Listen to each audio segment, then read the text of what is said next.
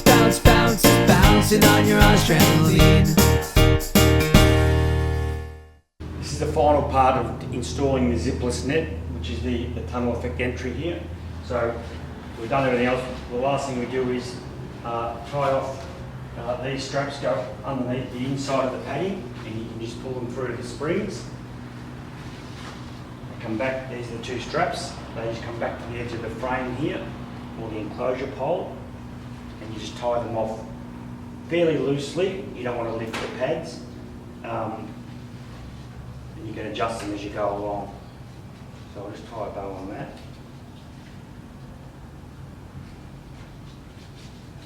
So that's fairly loose. So you've got the start of your entrance there, you've got the pads. This is the second section here. It's got the long elastic cord that's supplied. It goes back underneath the pads through the springs again. And that creates your tunnel entrance just over the frame, back through itself again. You just lock that off with the tensioner on there. That's all it is. And there you've got the entrance. Extremely safe, the double flap, so if they bounce against it, it does close on itself. Otherwise they can make a decision to leave the trampoline.